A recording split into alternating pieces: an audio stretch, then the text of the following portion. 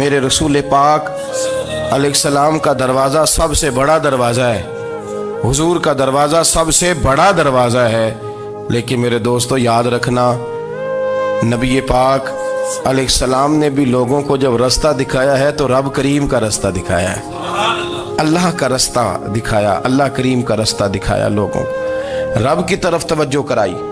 میرے رسول کریم سید عالم صلی اللہ تعالی علیہ وسلم نے لوگوں کی اللہ کی جانب توجہ کرائی اور لوگوں سے یہ کہا کہ وہ اپنے رب کریم کی جانب اپنا ذہن رکھیں، اپنی توجہ اپنے اللہ کی جانب مبذول کریں۔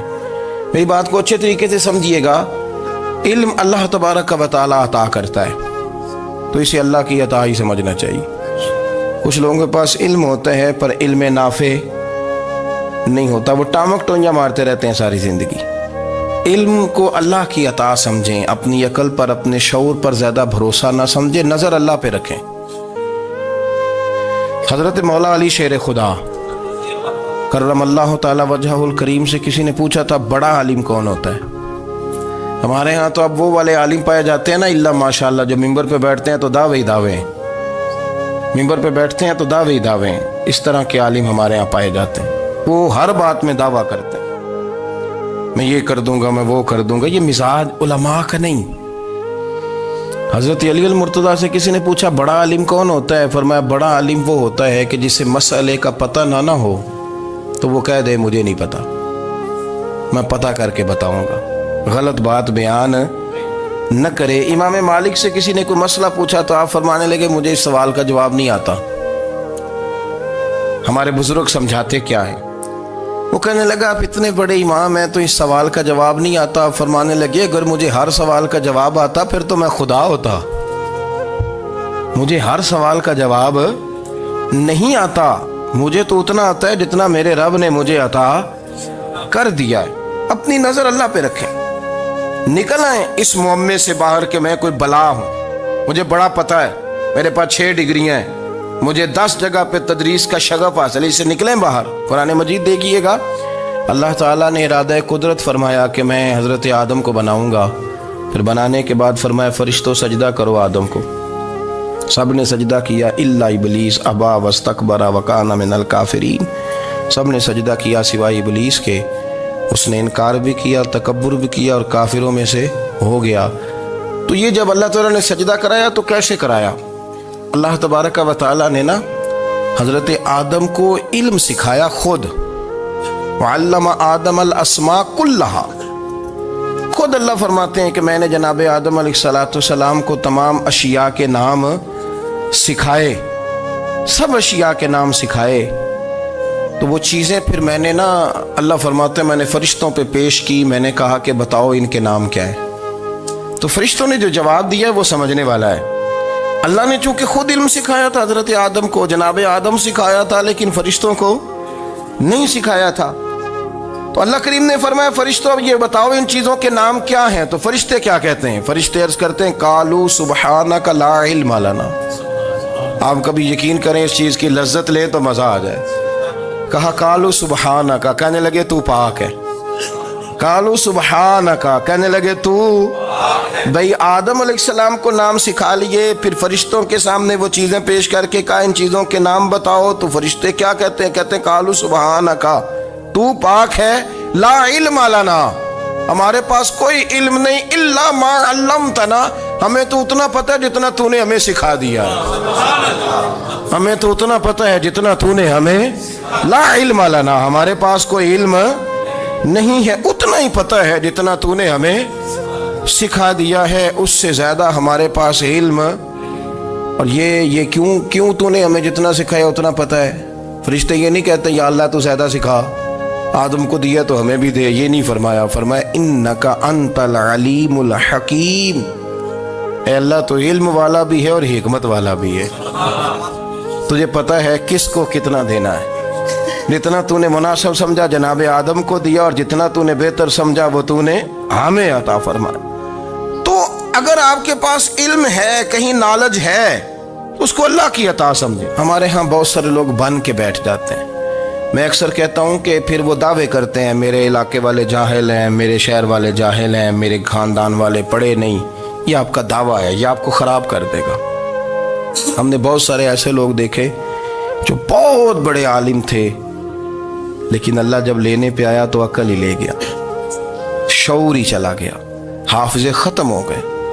آپ دیکھتے ہیں بڑھاپے میں کچھ لوگ ایسے ہوتے ہیں کہ جن کو یہ بھی یاد نہیں رہتا کہ میرا نام کیا ہے، میں کہاں ہوں، مجھے کدھر جانا ہے۔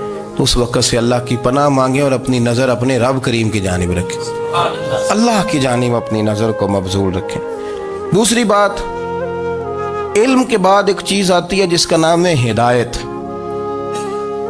جس کا نام ہے تقوی، جس کا نام ہے پرہیزگاری، جس کا نام ہے عمل، عبادت، ریاضت۔ یہ بھی اسی وقت ہی نصیب ہوتی ہے جب میرا رب کریم نصیب فرما دیتا ہے۔ ہم نے نا نیکی کا اپنا اپنا سٹیٹس بنا لیا ہے، اپنا اپنا معیار بنا لیا ہے۔ کچھ لوگ کہتے ہیں کہ جناب مسجد میں سیمٹ کا توڑا دینے سے بہتر ہے کسی غریب کو آٹے کا تھیلا دے دو۔ اب اس نے اپنا مزاج بنا لیا نا نیکی کا، اس نے اپنا سٹیٹس بنا لیا۔ میرا یہ سوال ہے کہ نبی پاک صلی اللہ تعالیٰ علیہ وسلم جب مدینہ شریف آئے تھے تو حضور نے سب سے پہلے غریبوں میں آٹا تقسیم کیا تھا کہ سب سے پہلے مسجد بنائی تھی؟ کیا عجیب لوگوں کا رنگ ہے، اپنی مرضی کی ہدایت، اپنی مرضی کا تقوی، اپنی مرضی کا معیار۔ مسجد کوئی بڑا چھوٹا خطیب بھی میری طرح کا ہو نا، تو وہ مسجد میں بیٹھ کے جب نبی پاک کی بات کرتا ہے تو کہتا ہے میرے رسول پاک غریبوں کا سہارا بن کے آئے۔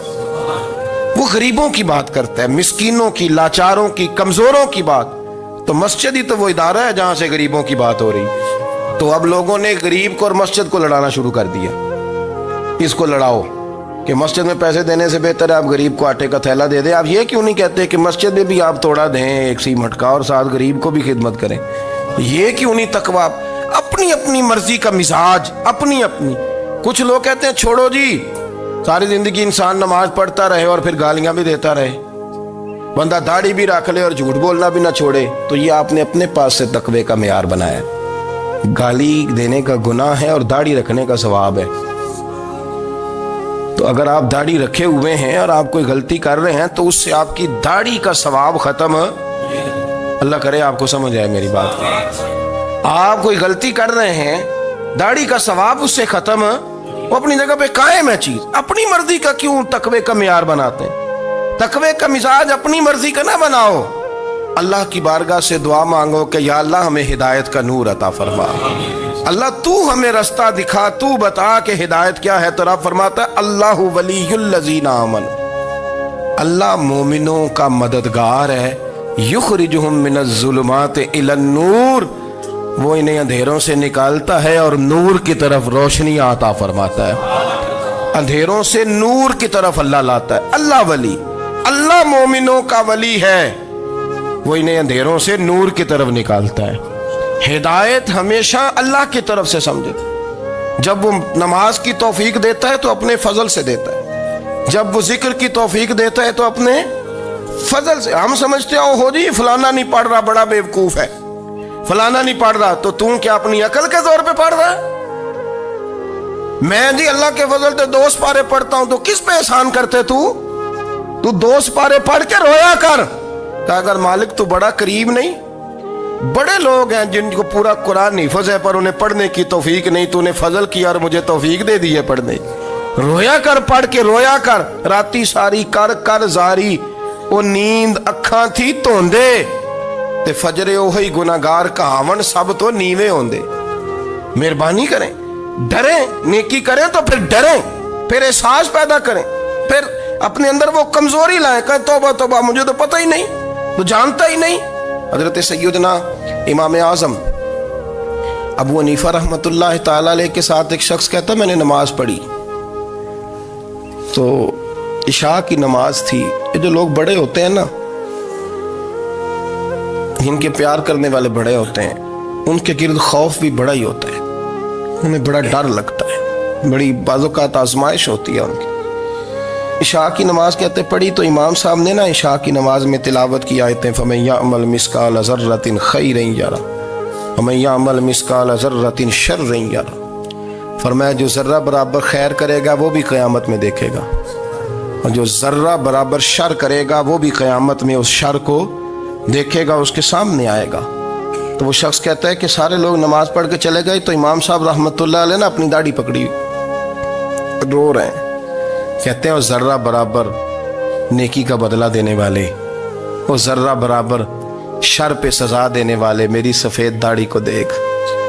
مالک میرے ذرے ذرے سامنے نہ لانا، لوگ تو میری بڑی قدر کرتے ہیں دنیا، میں تو بڑا پہچانا جاتا ہوں، لوگ تو میری راہوں میں پھول لیے کھڑے ہوتے ہیں، مجھے بڑا نوازتے ہیں.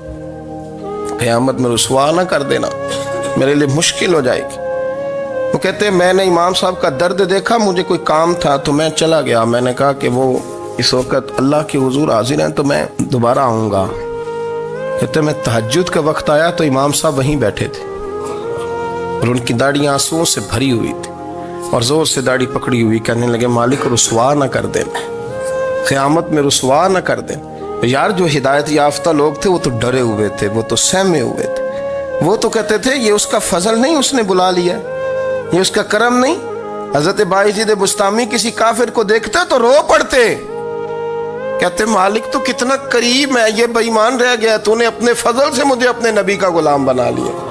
وہ رو پڑتے. یہاں تو لوگوں کا دعویٰ ہی بڑا ہے. نمازی اللہ خیر فرمائے وہ تو دوسروں کو گھورتا ہے، وہ کہتا ہے جنت کا میں مالک ہوں، کنجیاں میرے پاس ہیں، میں کسی اور کو گھسنے نہیں دوں گا. اور اگر 2-3 حج کر لے تو پھر تو وہ کہتا ہے کہ اب میرے سے پوچھ کے لوگ جنت میں جائیں گے معاذ اللہ. اور اگر وہ 2 4 5 7 دفعہ کوئی نفل پڑھ لے تو پھر وہ کہتا ہے چھوڑیں جی سارے لوگ بے عمل ہیں، میں اکیلا نیک ہوں. نہ ایسا کریں، اپنی توجہ اپنے رب پہ رکھیں، اپنی توجہ اپنے معین الملت والدین، عطائے رسول، ہند الولی، غریب نواز، خواجہ معین الدین چشتی، حضرت خواجہ اجمیر، شاہ اجمیر، والی ہندوستان. آخری عمر میں نا سارا دن روتے گزر جاتا، ساری رات روتے گزر جاتے، ذرا سی کوئی بات کرتا تو رو پڑتے، آنکھیں آنسوؤں سے بھری رہتی. کئی دفعہ اپنے بھی پریشان ہو جاتے ہیں نا کہ یار تو ایک بات کی جان ہی نہیں چھوڑ رہا.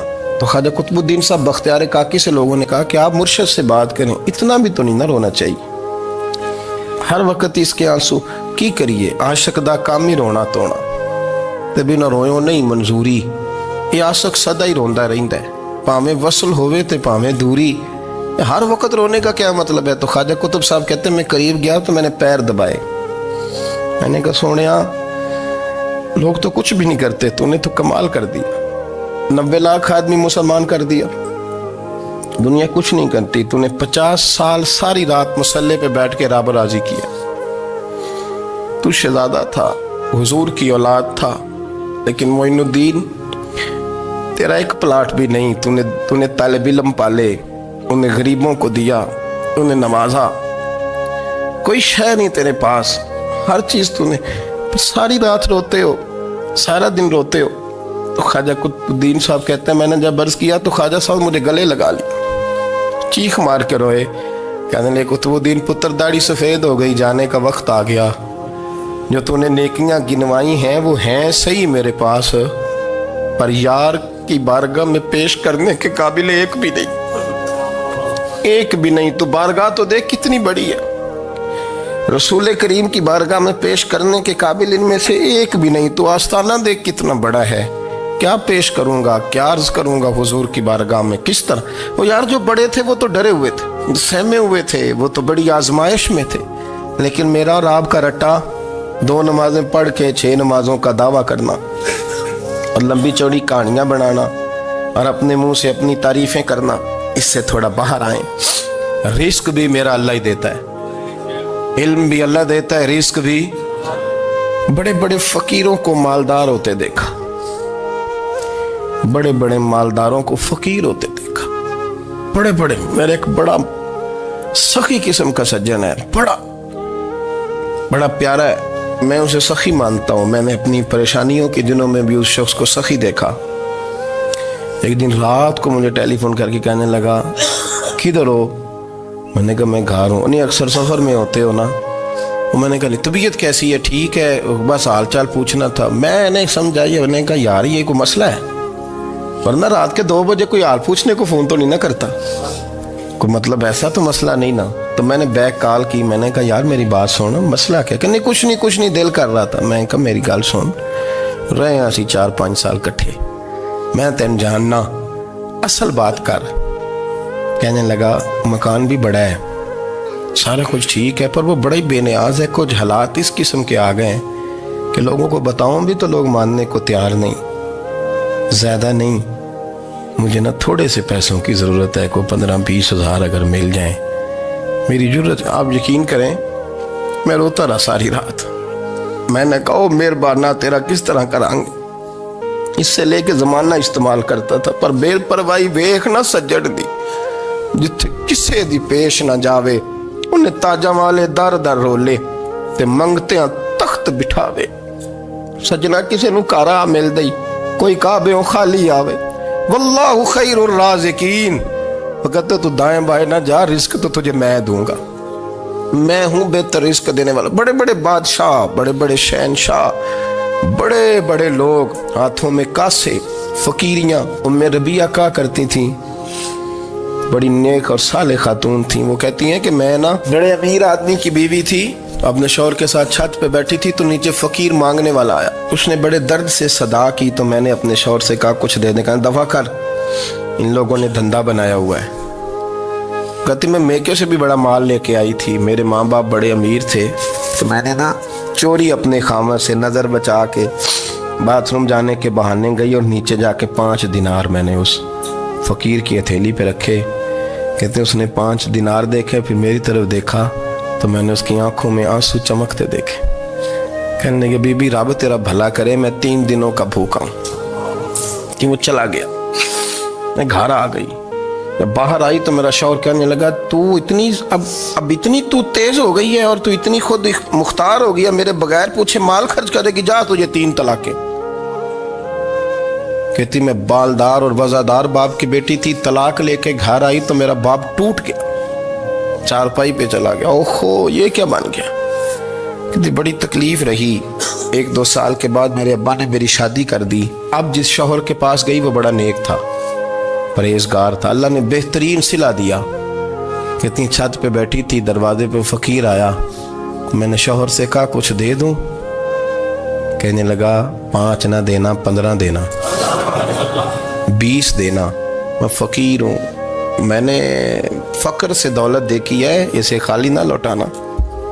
کہتی ہے کہ میں نیچے گئی اور جب میں نے اس کی طرف دینار بڑھائے تو میری چیخ نکلی, پیسے پھینک کے میں بے ہوش ہو کے گری. میرا شوہر نے آ کے اٹھایا, اندر لے گیا, پانی منہ پہ چھڑکا. کہنے لگا تجھے کیا ہوا؟ کہنے لگی یہ جو مانگنے آیا یہ میرا پہلا شوہر تھا, وہی تھا جو کہتا تھا کہ تو 5 دینار دے آئیے, جا تجھے 3 طلاقیں. پڑھو نا حدیث پاک. میرے نبی پاک علیہ السلام نے فرمایا ایک بندہ گنجا تھا. گنجا کوئی ترتیب آگے پیچھے ہو جائے تو مفہوم کے لحاظ سے, لیکن میں مفہوم اس کا واضح کرتا ہوں. ایک گنجا تھا, کوئی شے نہیں تھی, سر پہ بال بھی نہیں تھے, رویا کرتا تھا.